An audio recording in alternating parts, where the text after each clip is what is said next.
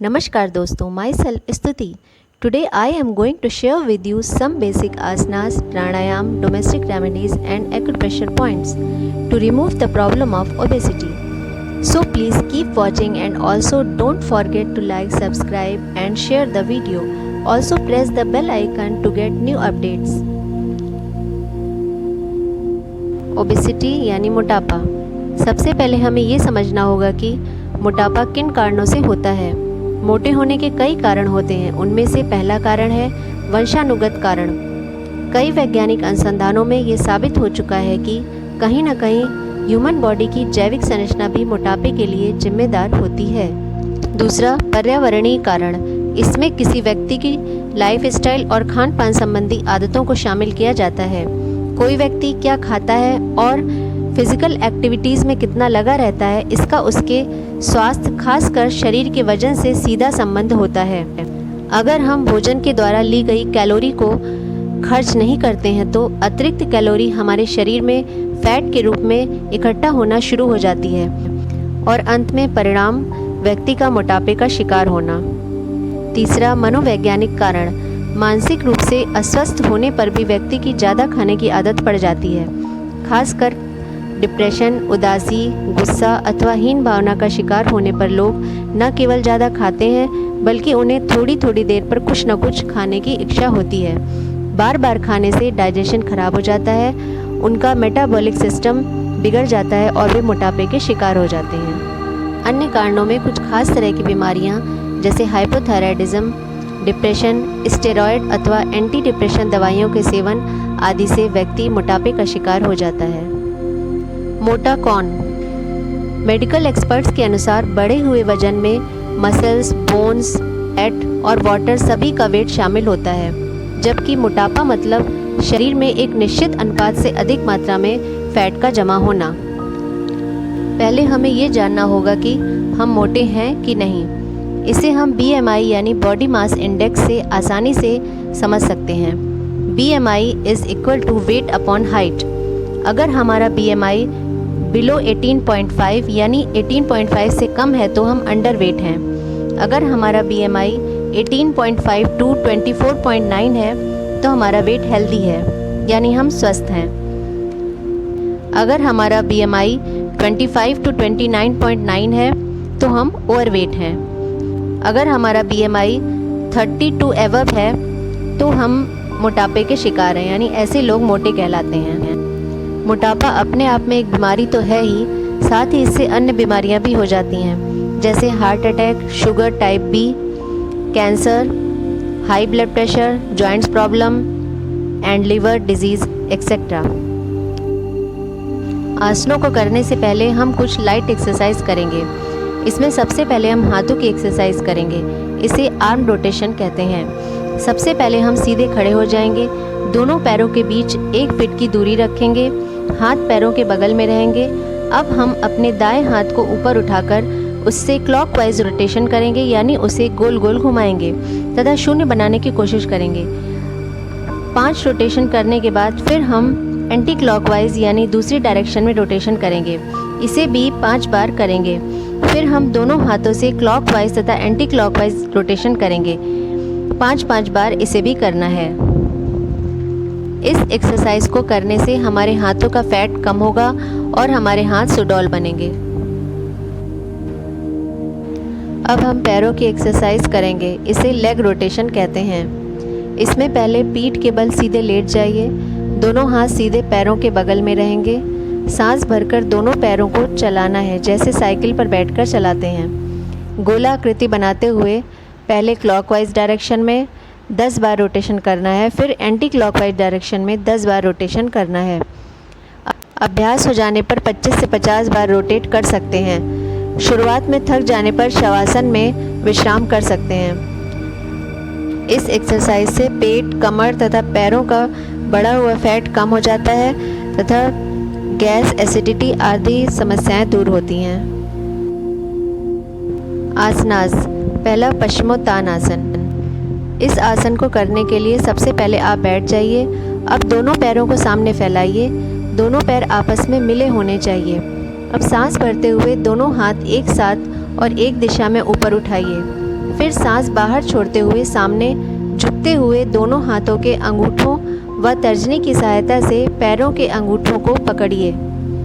सिर को घुटने के बीच लगाने की कोशिश कीजिए। इस स्थिति में आधे से 3 मिनट तक रह सकते हैं।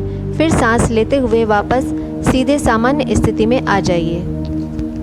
लाभ: इस आसन से पेट की मसल्स में कॉन्ट्रैक्शन होता है और धीरे धीरे पेट का फैट कम हो जाता है। यह आसन हाइट बढ़ाने में सहायक है। लिवर और किडनी के रोग भी दूर होते हैं। इसे प्रतिदिन 5 से 10 बार करना चाहिए। दूसरा, त्रिकोण आसन। इस आसन को करने के लिए सबसे पहले दोनों पैरों के बीच में लगभग 1.5 फुट का अंतर रखते हुए सीधे खड़े हो जाना है। दोनों हाथ कंधों के पैरेलल आगे के भाग में खुले हुए हों। अब सांस भरते हुए बाएं हाथ को बाएं पंजे के पास भूमि पर टिका दीजिए। कमर भी बाईं ओर झुकाइए। दायां हाथ आकाश की ओर सीधा तानकर रखिए। झुकने पर दोनों हाथ एक सीध में रहेंगे। बायां हाथ नीचे तथा दायां हाथ ऊपर की ओर रहेगा। हमें दाएं हाथ को देखना है। फिर सांस को छोड़ते हुए पूर्व स्थिति में आना है। इस क्रिया को अब हम दूसरी ओर यानी दाईं तरफ से करेंगे। दाएं हाथ से दाएं पैर को छुएंगे तथा बायां हाथ आकाश की ओर होगा। फिर सांस को छोड़ते हुए पहले की स्थिति में आ जाना है। लाभ: इस आसन से बॉडी के साइड का फैट कम होता है, मोटापा कम होता है और शरीर चुस्त होता है। तीसरा, उत्तान पाद आसन। इस आसन को करने के लिए सबसे पहले हमें पीठ के बल लेट जाना है। हथेलियां भूमि की ओर, पैर सीधे तथा पंजे आपस में मिले हुए होने चाहिए। अब सांस को अंदर भरते हुए पैरों को लगभग 2 फुट यानी 60 डिग्री तक ऊपर उठाना है।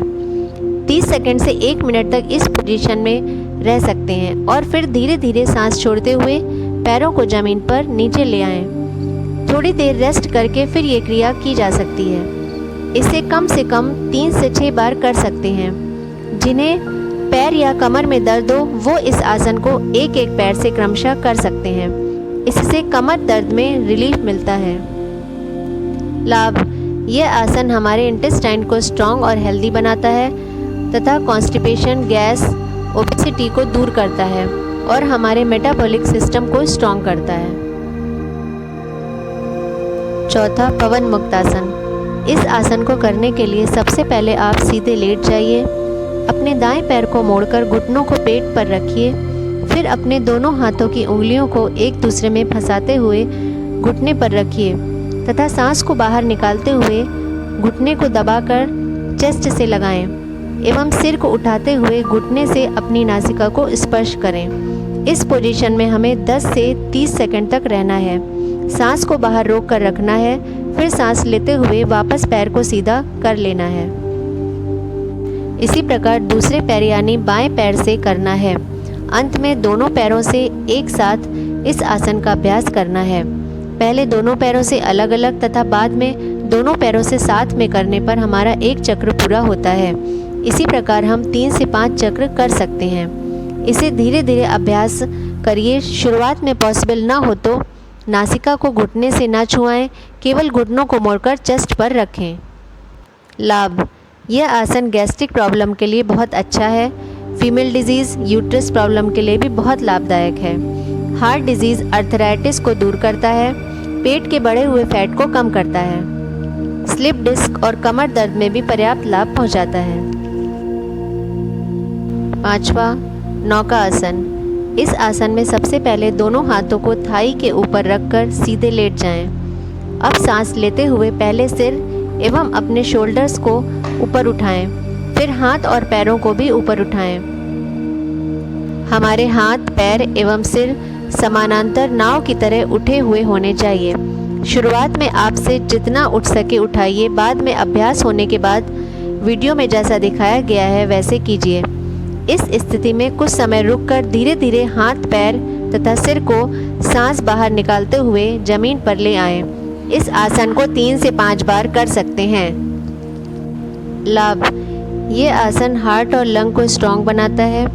स्टमक, इंटेस्टाइन, पैंक्रियाज और लीवर के लिए ये बहुत अच्छा आसन है। कॉन्स्टिपेशन, गैस तथा ओबेसिटी को दूर करता है। कपालभाति प्राणायाम।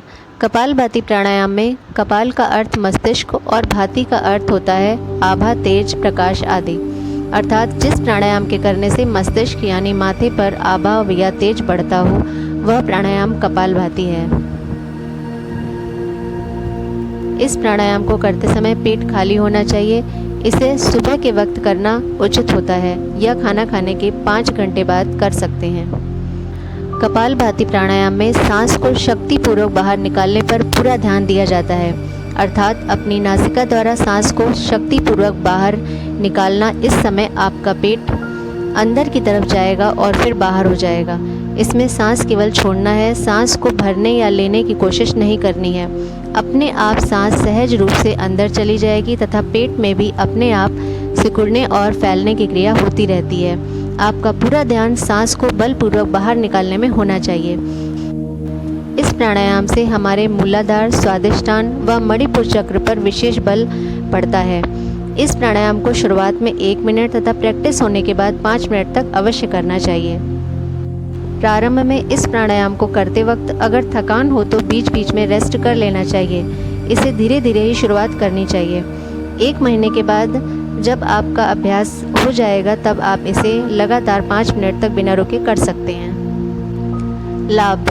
कपालभाति प्राणायाम से मस्तिष्क व मुख पर ओज, आभा व सुंदरता तो बढ़ती ही है, साथ ही कफ रोग, अस्थमा, एलर्जी, साइनस आदि रोग भी दूर होते हैं। हार्ट, लंग्स एवं मस्तिष्क के सभी रोग दूर होते हैं।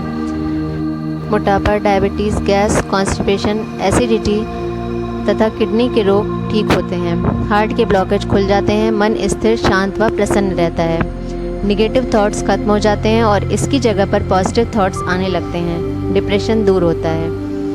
इस प्राणायाम को करने से stomach, liver, spleen, pancreas, intestine तथा किडनी के रोगों में लाभ मिलता है और साथ ही हमारा इम्यून सिस्टम भी स्ट्रांग होता है।